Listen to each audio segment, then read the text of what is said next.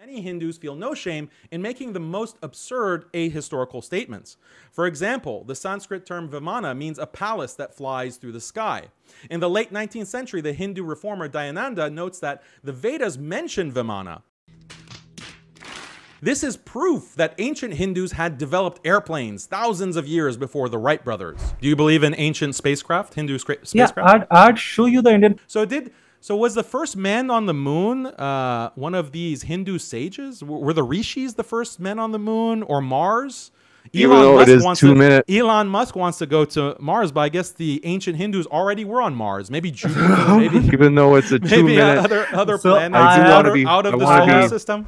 Recently, India's current Prime Minister, Narendra Modi, has argued that ancient Hindus had developed plastic surgery thousands of years before modern medicine. The proof? Hindu scripture features a god known as Ganesha who has an elephant head but a human body. So obviously ancient Hindus must have had the medical technology to surgically transplant an elephant head onto a human body. What did you think about Narendra Modi saying that ancient Hindus were practicing plastic surgery and medical technology? Like, do you accept? I can still give you references for the first plastic surgery in the world being performed by an Indian Vedic sage named Shushruta. You can Google that. But that is not the topic of the debate today. You do believe that? You do believe in ancient plastic surgery? Yeah, sure, I do. Hard says, question for Daniel. Plastic surgery was a hoax. Then why the Royal College of Surgeons have Sushruta's statue as father of surgery? Sushruta, that is what I was trying to tell him because he has no idea. I'm starting to be convinced. You know, you told me to Google this Sharustra. And I'm convinced, you know, I think the ancient Hindus did have plastic surgery and medical. They were able to get an elephant head and put it on a human body with Ganesh. I think that's actually legitimate. That is Arthavada. Yes. Don't deny Ganesha, okay? Don't deny. This happened. You're a denialist. Plastic surgery and transplanting elephant heads onto human bodies happened. Stop lying to your audience. It is telling you that it is as Modi said. It is personification. Why do you have to believe in it, right? Heated debates. Stop lying against ancient Hindus. Ancient Hindus had internet technology, stem cell technology, and space travel. We still had Shushruta and we had Madhav. Right. Stop denying the Vimanas. Stop denying traveling to the moon. I just implore you to Google one more thing. Just Google Madhav Newton. Just for once, you'd be amazed. Madhav Newton. Just Google it. Now let's talk about shocking Hindu rituals. There is the Ashvamedha. This is the fertility ritual described in Shatapatha Brahmana, where a horse is suffocated to death and then the dead horse's penis is placed into the genitals of the queen. What? One for you, heated debates. They say, how many times are Hindus having sexual relations with dead horses give up that false belief and embrace Islam? They are not, my dear friend. Yes. The horse is dead. The queen kills the horse. And his meat is distributed among the kingdom people.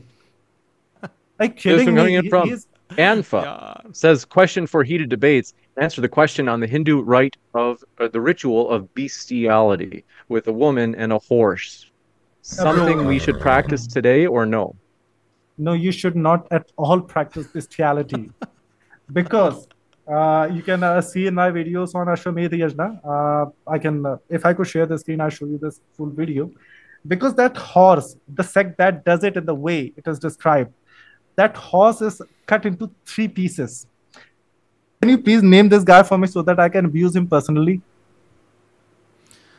Yes, if you'd like to abuse him. His user. Did you say abuse him? This one is address him personally. Okay. Everyone knows sati or widow burning. Hindu scriptures encourage a widow to throw herself on her deceased husband's funeral pyre and burn herself to death.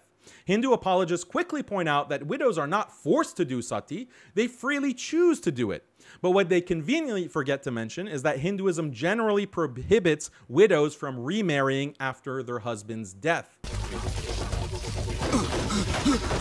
Oh man, I am gonna get...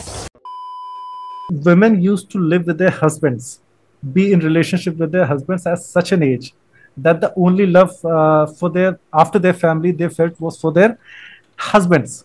They grew very attached. So yes, there was cases of suicide, self-immolation after the death of the husband. Even if we take your interpretation, the Rig Veda is not prohibiting sati. And if it is prohibiting sati, are you saying Vivekananda is ignorant of the Rig Veda? Are you saying that the Puranas are ignorant of the Vedas? Are you saying Krishna, the wives of Krishna, that 8 of them threw themselves on the funeral pyre, they were ignorant of the Vedas? So your argument is completely incoherent. Earlier this year, a female Brazilian travel blogger went viral describing how she has traveled to countries all over the world, but it was only in India where she was brutally gang raped by 8 Indian men. Studies confirm that a large percentage of the Indian population justifies the legitimacy of rape by appealing to the behaviors of their Hindu gods. Right. Data from United Nations Office of Drugs and Crime. I'd just like you to focus this over here. Here's a map showing the percentage, the per capita rape in all over the world. And as you can see, India is shown in a lighter shade than neighboring Pakistan and Bangladesh. This is because despite everything, the culture, the economics being the same. Much later. Pakistan. Let's go over some of these rape statistics that he presented.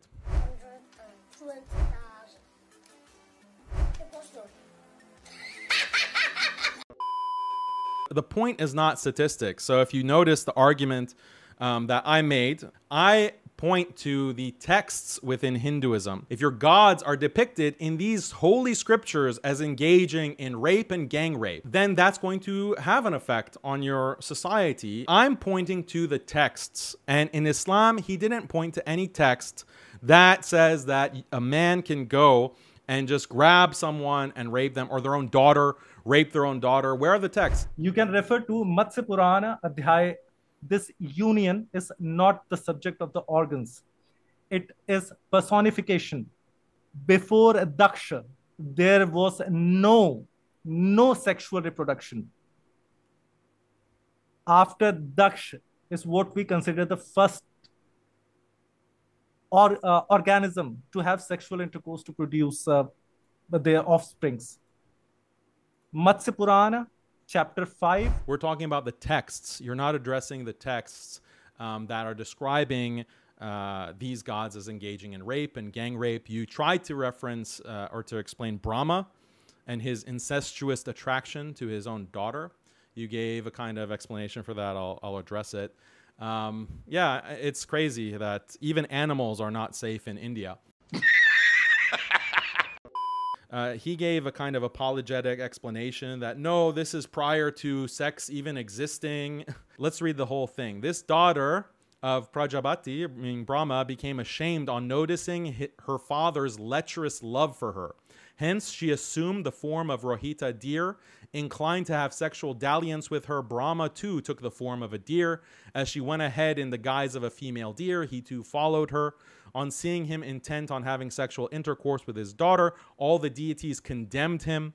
Oh, all the words here are not really about sex. Then why are they condemning him? When Anasuya was gang raped by Vishnu, Brahma, and Shiva, she was not terrified, right? Was there a sex? Even if you can prove me that there was sex. Yeah, I gave you the references. I put them all on the screen. I put all the references on the screen, all the text on the screen, so the audience can read it. Audience can look it up. They all say sexual intercourse. They all say sexual intercourse and rape. If you just answer that question, we'd move to Satya and Suya and your plastic surgery thing. Is that okay with you?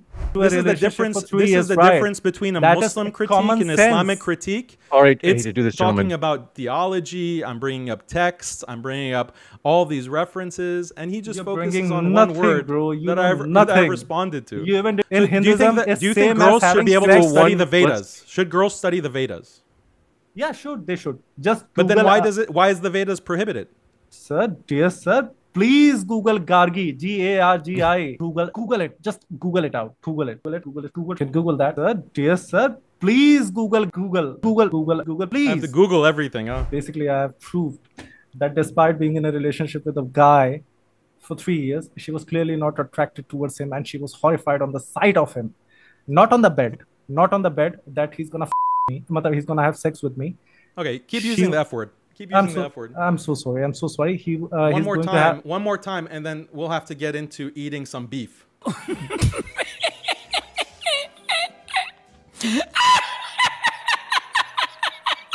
Okay.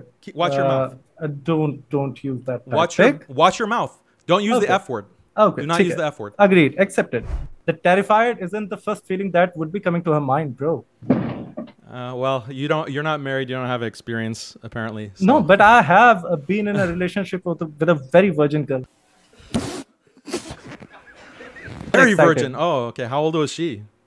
All right, let's just no. Let's not deviate. She was very virgin. Answer that. She was very virgin, right? So I want to know. She was like jumping in bed with you, huh? Why was she terrified when she was married for 3 years? Why was the terrified horrific feeling? Was the thing that was coming to her mind in spite of being married? Horrifying. Just repeat horrifying 10 more times. Horrified, on this, which means horrified of you. Horrified is a strong term.